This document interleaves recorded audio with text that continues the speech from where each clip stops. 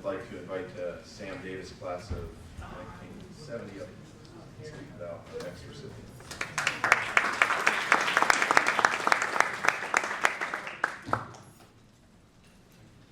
April 1968. It was the first balmy day of spring, and one in which traditionally the lower forms were allowed out of the gymnasium, and there was this imposing figure in a wrinkled tan rain jacket and a short-brimmed hat, standing with his arms folded, and next to him was a bulldog named Ace. And I watched this. Ace went over to his handler, the famous coach Carlos Enriquez, who was recruited from Columbia University, and he was nudging the coach's leg, and the coach was staring intently at a very thin young man who was running around the campus long after every one of his classmates in that gym class had stopped running and was gasping for air. And the coach said, "That's going to be the star of my track team." And Carlos Enriquez, that day in April of 1968, recruited a remarkable young man who is seated here to my left along with his brother. And he went over to Bruce Black and said, "What's up? Why are you still running? What are you doing?" He goes, it was a Forrest Gump moment. He said, "I just love to run, Coach. I love to run." And over the years, from 1968 to 1972, Bruce Black turned that love of running, that passion for this sport, into his fiefdom, one in which he owned the long-distance races at this school. He did it in a way that was quite remarkable because there was no bravado, there was no fist pumping. It was quiet and measured with an incredible work ethic. And in those years, he accomplished something that, well, frankly, no one else has in the history of the school accomplished. He set records on the cross-country courses here at this school and at Princeton Day School, and had undefeated seasons, and won state championships, and won the school's highest awards for both athletics and sportsmanship, the Umps and Ducks Award.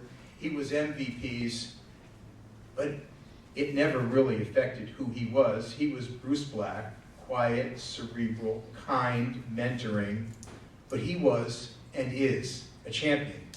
And that is the reason it is my distinct pleasure to invite my former teammate and a quiet star in the field of long-distance running here to receive his induction into the Dwight-Englewood Anglican School for Boys Hall of Fame.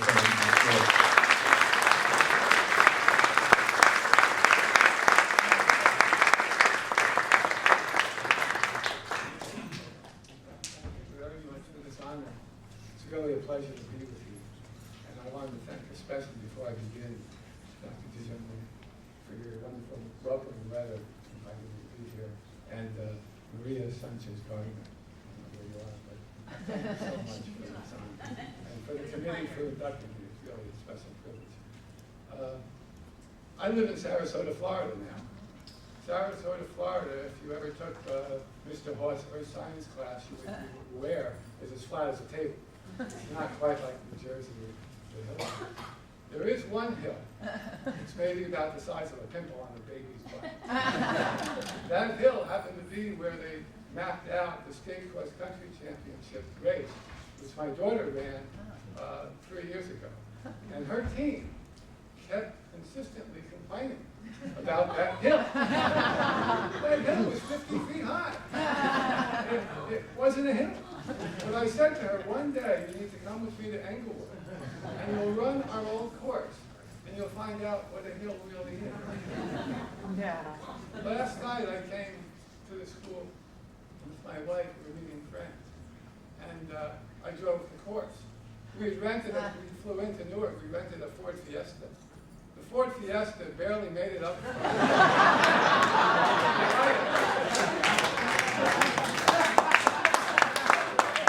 When we got to Lydecker, we were okay then. Then there's that next hill. That's a hill. And she ran that hill at one point with me in the car. And she understood the nature of the hill. I understood also from last night from a graduate of the school that the school doesn't host cross-country meets anymore. But when I was here, the cross-country course was a 2.5-mile course. Today they're running 5Ks. And the course began up at Solomon Field. And it was a mad dash when the gun went off to run from Solomon Field up to Woodland. You made a quick right, and you had to be careful that nobody forced you off into the trees. And you would then make a quick left down Booth. And you ran as fast as you could down Booth to Lydecker. You made a left on Lydecker, you headed to Palisades Avenue. The opposing team thought this was the greatest course they'd ever run. It's all downhill. Whoa. Then they turned the corner, and they saw the hill. One of my friends and teammates here, John Labian, was one of the people who we trained with. And he gave me one of the hints of how you practice on that hill. You either close your eyes, or you run after dark. I still remember that. Most people, most runners, started their sprint. Dr. Cooley's house isn't here anymore. But you turn onto Woodland, you go about 150 yards, you pass Dr. Cooley's house, and most people would start their sprint then. The savvier runners started their sprint after they turned the corner on Woodland. I started my sprint down by the driveway as I was going up to Woodland. And then we sustained it all the way to Solomon Field.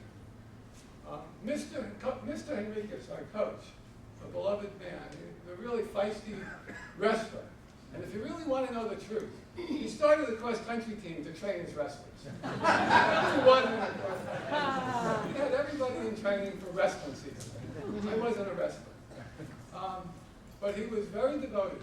He taught us a great deal about dedication to a sport and how to cultivate a passion about something. He would get in his car. Sam described him as in the raincoat and the fedora hat. Ace wasn't always at the meets, but he would get in his car. It was a Pontiac. He was a short guy. Sometimes you could barely see him above the window. And he would have a stopwatch with him. And he would do this during races, but he would also do this during practice. He would be at corners ahead of the runners, and he would be able to give us our splits. As we were coming down Booth, we were going over to Palisades. Now, the key to this, you have to understand, is there are fast runners and there are slow runners. If you're going to give the splits to every runner on the team, it's going to be very hard to wait for that last runner to come around the turn, get in your car, and then get to the next spot before the fast runner gets there. That was my game with Mr. Henry. Could I beat him?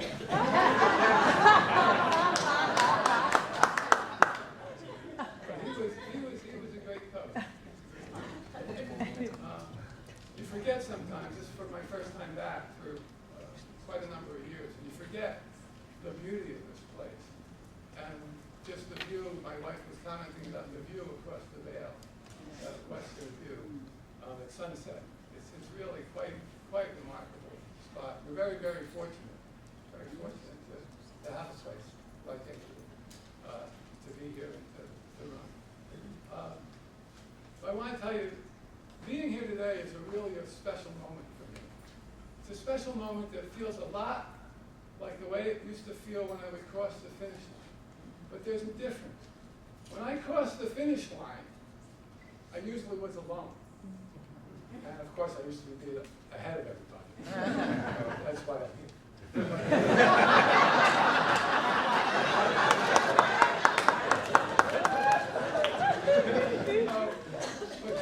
But there was a moment in sports, it's a very sportsmanlike thing to do when you're running. and you're with a teammate, and you're close, not to compete, but to reach for their hand and cross that finish line together. That's what it feels like today, this afternoon. It feels like we're all here together, crossing the finish line at once. And it's a celebratory moment. It's not a kind of a relief that the race is over. It's a celebration. It's a really a beautiful, beautiful moment. And life, like a race, is filled with these beautiful moments. And they really are moments that are filled with people who love you and who support you in these moments, in this life, in this race, whatever it might be that you're passionate about. The teachers, your parents, your family, your friends. It really is a kind of a remarkable process. And I have a number of people I hope you won't mind if I take some moments to thank. The first really is my wife, who makes every moment special, who's here with me today. And my daughter, of course, who took the torch of running and is running now to the Netherlands. She'll be running in the Netherlands, not as a runner, but as a scholar for the next 6 weeks. She really inspired me and reminded me of my love of running during her 4 years of cross country and track. It really was beautiful to see. I have my brother to thank as well, because my brother is a companion, not just on the track, but in life itself. And he never really got mad at me when I would go into his room early in the morning on the weekends and say, we got to go running. He never really threw shoes, and he got up and we ran. We ran together. It was really quite beautiful. And his wife, my sister-in-law Laura, and my niece Melly, they've heard the stories of us running. And I hope it'll inspire my niece to maybe think about running. She loves sports. And my parents, of course, to thank too. My dad, who had the vision to send me here. But my mom, who after every practice was parked in the parking lot by Uncle B. Hall, waiting for us to get out, or waiting for the bus to come back from the away school meet. And just she was there, and she'd always have dinner for us. She had a lot of the burden, and it was really quite stunning. And then I had my amazing friends and teammates. I had people like John Palladian, who was here today. I had Peter Yudkoff, who was one of my dear friends and teammates. I had Sam Davis, who was you were co-captain of the, not with me, but you were co-captain of the track team. He was a flash. He was a sprinter. And you blinked and he was gone. It was just a beautiful thing to see. You were an inspiration on the track and off the track. Just really beautiful with your passion. There are also some friends who aren't here. There's a fellow student, Johnny Pack, who was probably one of the greatest athletes who I knew, who passed away untimely, but really a wonderful person. And George Melker, another classmate of mine, who I just wanted to remember at this point in junction. One last short story, and then I'll leave you. My love of running may have started the way Sam described it. I don't remember that. I'm sure Coach was watching me, but I wasn't aware of his observation, so I thank you for sharing that perspective.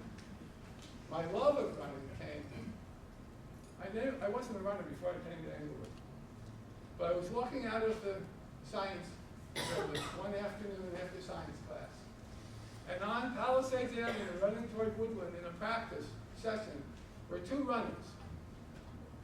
Eddie Papalia, who was, I think, the captain of the team at the time, and Harry Bear. They were both wearing these blue and white striped zebra t-shirts. It was late afternoon. Maybe it was the sunlight and the way it struck them.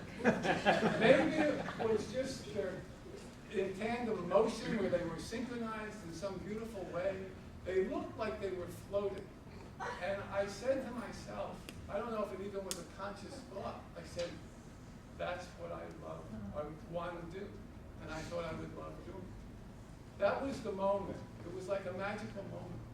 And that magic touched me right then. And that was the gift that Englewood and running gave me.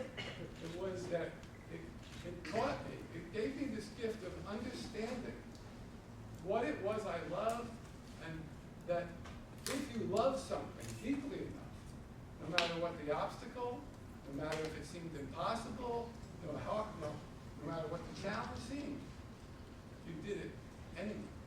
You just did it because you loved it. So that was the gift that Englewood gave me and running gave me. Do what you love. Do what you love, no matter what it is. So I thank you for sharing this moment.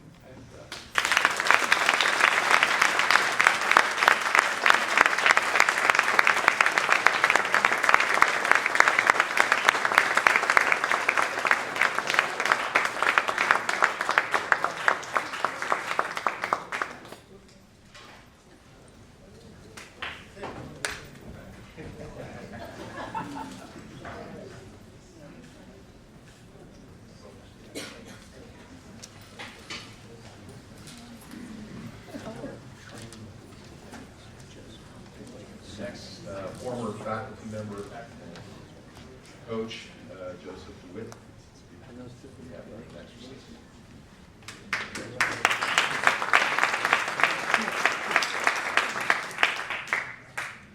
Let me start by, first of all, thanking Maria for all her hard work in putting all this together and asking me to come up here from Florida for this event. It's my first time back on campus since I left here. We left here in 1979, and the changes are remarkable. You can only imagine how much this place has changed, and all for the better. It's a beautiful, beautiful campus. I have to tell you, I'm one lucky guy. I started here in 1972, and I got a chance to work with Coach Enriquez for a short time. And when I arrived here and started working with the cross-country and track teams, Ricky Black was already an established figure, not only at this school, but in every team that we competed against. He was the name. He was the guy to beat. He was the one that every coach and every one runner was aware of and knew that they had to contend with. His record of accomplishment here speaks for itself, and I don't have to spend any time with that. You all know all of those things that he accomplished. But what was most amazing to me, and what I would like to talk about, is not his athletic accomplishments, but his character. This afternoon, I had a chance to re-meet some of the members of that cross-country and track team from Ricky's years here.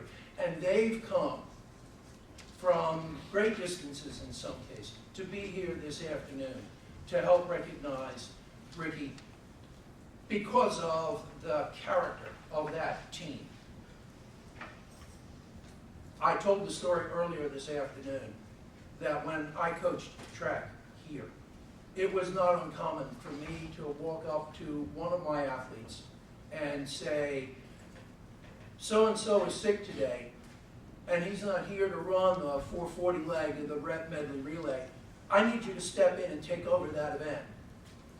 And for years, I could walk up to any member of my track team and ask them to do something they had never done before. And they'd say, yes, sir. And I could turn to Ricky or Paul or Robbie and say, take him out on the infield, grab a baton, and go run relay baton passes and teach him how to do it. And 30 minutes before the event, there they'd be on the infield running baton passes over and over again to get it right, because I asked them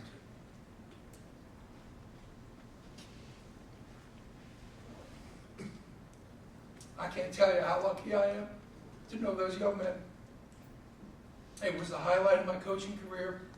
My time here may have been one of the highlights of my teaching career.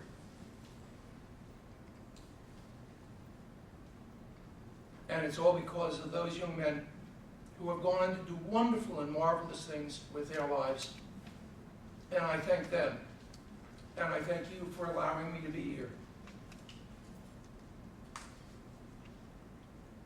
And I thank the people who made all of that possible, not the least of which was Ricky Black.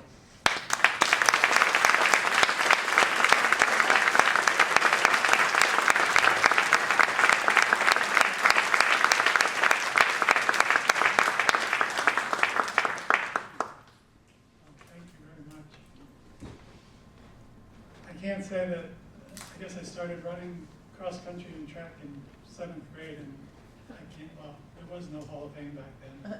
I can't say I ever imagined receiving an award like this. We just kind of went out and ran. So very, very grateful to everyone here, Jarnay, Maria, Ford, especially Coach Dewitt, for all your guidance and encouragement over the years and coming up from Florida to present me with this award.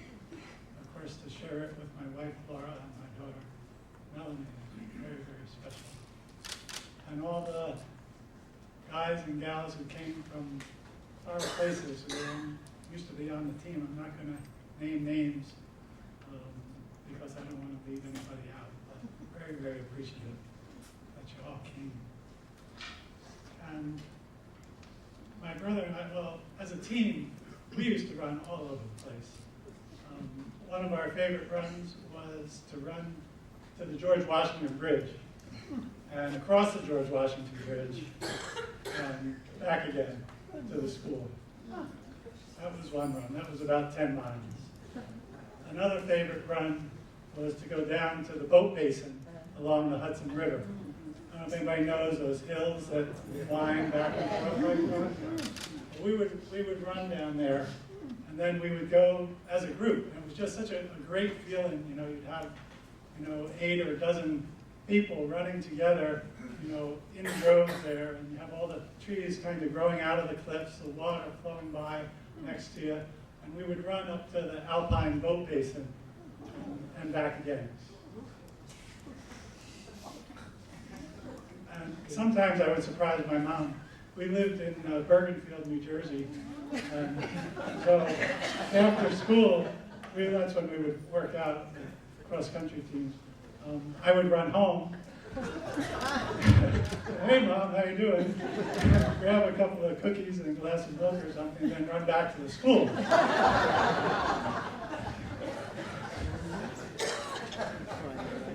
So we had a good time. And I don't think I would have been a runner without my brother. He was my role model. And I certainly would not have been up at 6:30 in the morning running. And I most certainly would not have been up at 6:30 in the morning on a snowy day with a foot of snow on the ground out running. And I would get dressed with long underwear on my legs and top and a sweatshirt with a hood on it and a windbreaker on top of that.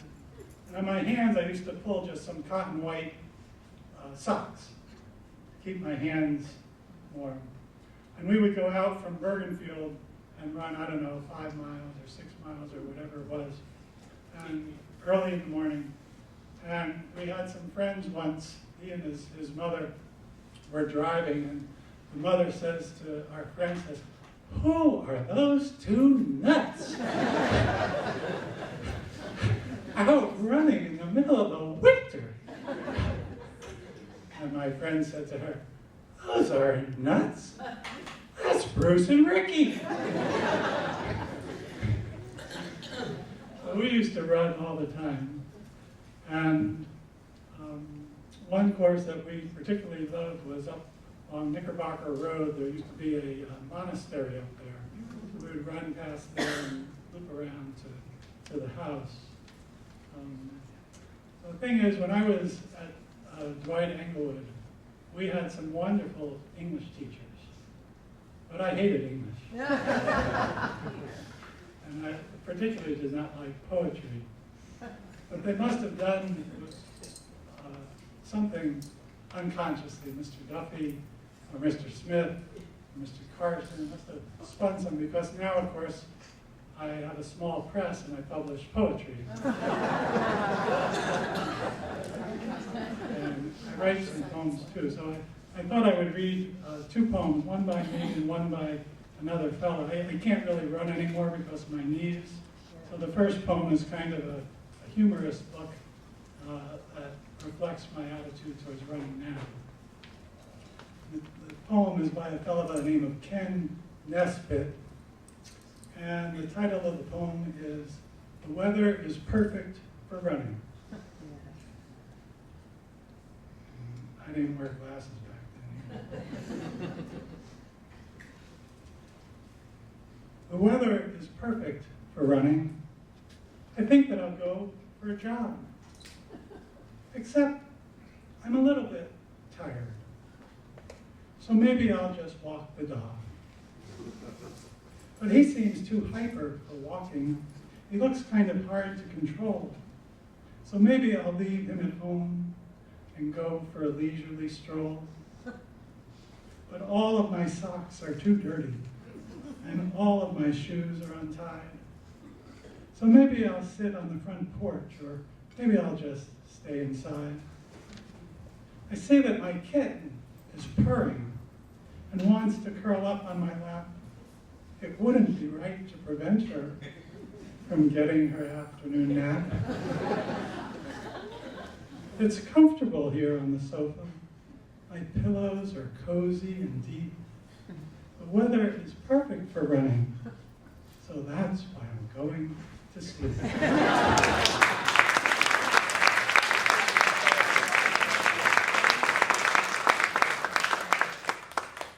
And this next poem I wrote, the title is Early Morning Run with My Brother. In the operative world there is early. And running is it's both a team sport and an individual effort. And what I particularly loved about running, I mean, there's always a competitive aspect of it, but personally what got me out every day is there's also a meditative aspect to running. You get into a certain rhythm, and you just go. And it's very calming. Your mind becomes very clear. Just thoughts kind of process through your mind as you're going. So this poem is called Early Morning Run with My Brother. A quieting of the soul is what we sought. The frost of our breath visible, our strides in tandem, the car's exhaust rising, the sound of our footsteps echoing past the monastery. Ours was a joint pursuit of silence, too, a meditative exercise of being still amid motion, of exploring our hearts, of seeking peace within.